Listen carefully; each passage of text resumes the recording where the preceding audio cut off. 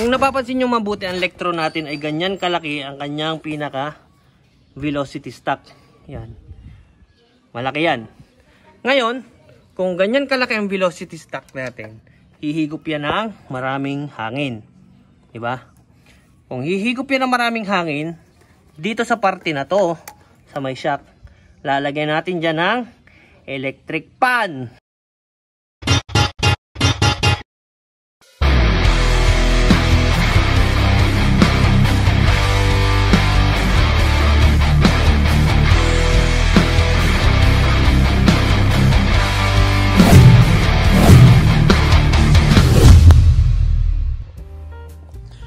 Okay, so what is up mga ka-hardcore, we are back and as you can see, kalas na naman si Stalker, kinalas natin.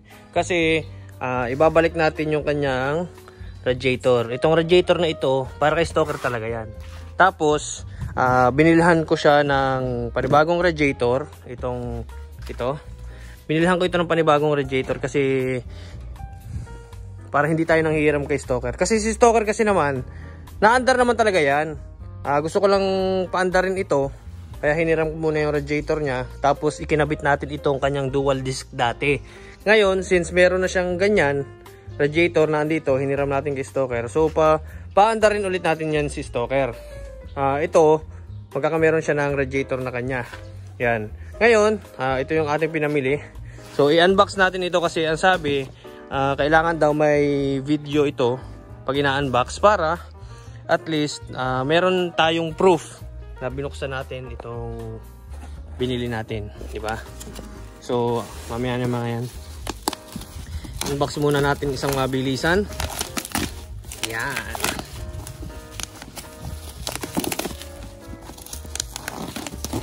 Radiator, big radiator, pang sniper po yan mga kaibigan.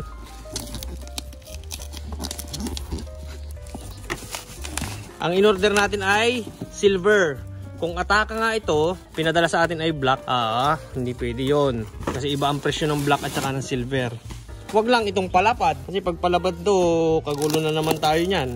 Mahirap kasi bumili online. Madaling mamili online, masarap mamili. Pero kapag dumating na yung mismong item, kailangan dapat at least tama yung ipinadala sa iyo. Moment of truth. Okay, silver. Approve ang ating radiator Ataka Racing. O yan. So sukatin natin. Sukatin natin dito sa ating ginagamit. Ay, akala ko, ini-expect ko mas malaki to. Hindi pala. Mas malaki pala tong kay Stalker. Oh. Yun lang yung kanya. Mas maliit. Okay. Tapos siyempre expected, mas maraming laman ito kay Stalker na ginagamit. Tapos ito dual fan. Ito walang fan, kaya binilhan natin siya ng fan. Ito malagayan na siya, may given na siyang lagayan ng fan. Itabi muna natin to. So approve yan, approve. Ito yung isa natin binili. So unboxing pa rin tayo.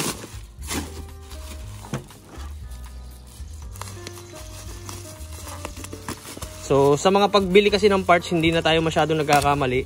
Kasi dun ako bumibili sa nabilhan ko na before. Yung trusted. Ay. Grabe naman talagang galit na galit magbalot to. Galit na galit magbalot. Galit na galit sa bubble wrap. Isa. Dalawa. So expected nyo na kung ano ito. Buksan natin.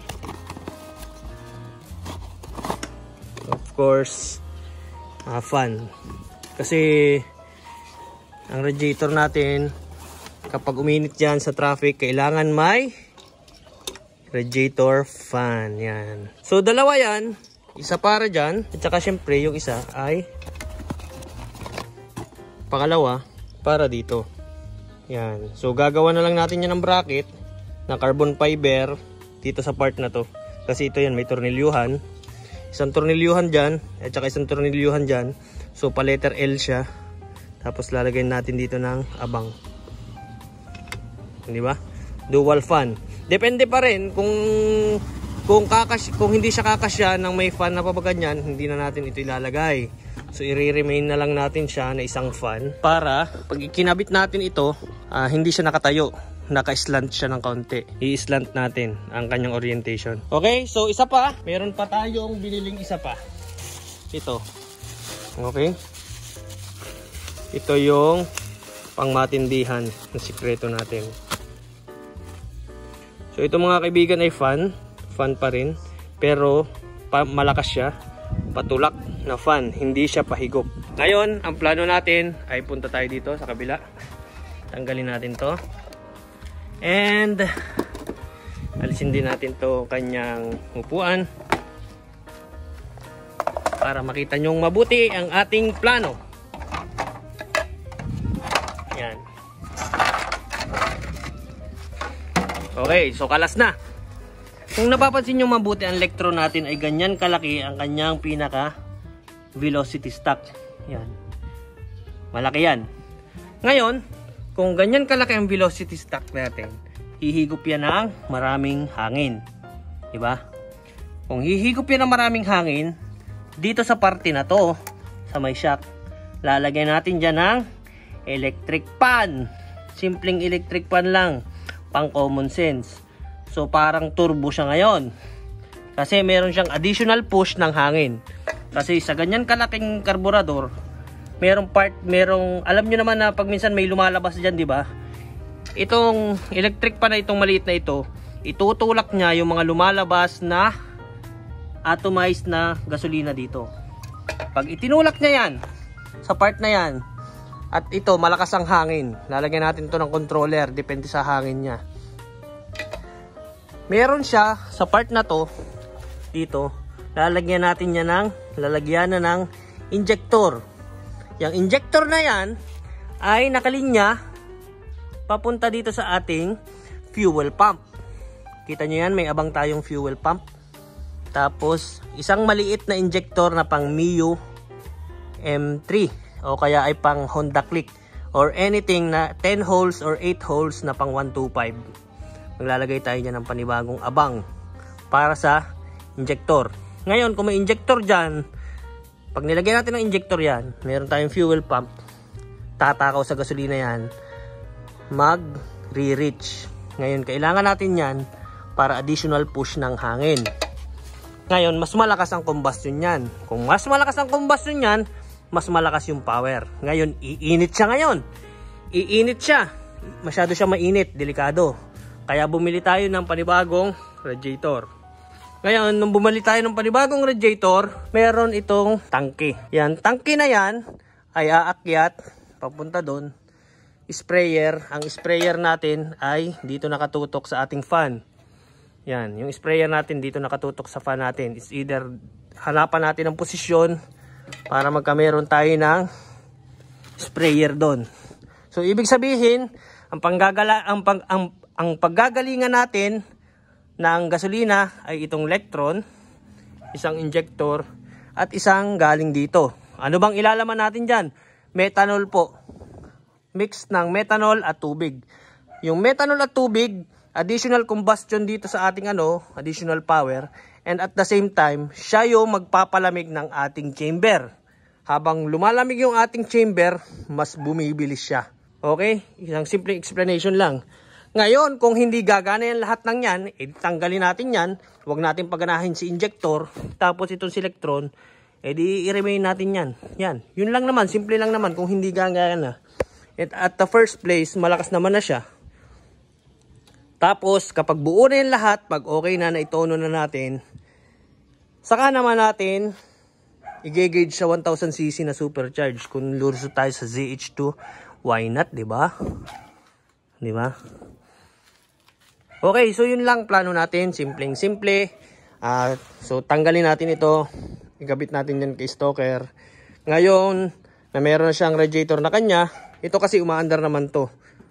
Ang problemahin pa pala natin, kadena. Kasi yung kadena niyan, pero madali na yan. Kadena lang pala eh. So, yun lang. Tapos sa isang araw, kapag okay na, mag-tuning tayo, it's either dyno muna o kaya ay patakbuhin natin to sa may bandang Kabanatuan. Meron doon yung Selex yung kahabaan doon. Nagpapapasok sila doon, walang bayad. So, pwedeng dumaan yung ganito. Sobrang haba. So, testingin natin ito doon. So, paandarin natin yan. And, paandarin natin yun. Hindi ako makapagawa ng all throughout kasi unang-una yung weather natin hindi pang motorcycle friendly. Okay, so yun lang. And, gawin natin to. Sana matapos, may matapos tayo. Hindi puro plano, di ba? Ang hirap rin kasing gawin kasi ako lang mismo yung gumagawa. And ayun, let's see. Tingnan natin. Pag ito napagana natin, di wow, magaling. Tapos tingin natin ito. Tapos wala pa pala yan. Kasi lalagay natin, gagawin natin tong battery operated. Ayun, may abang din tayo ng lalagyanan ng battery. Oh. Kita nyo. Okay, so yun lang.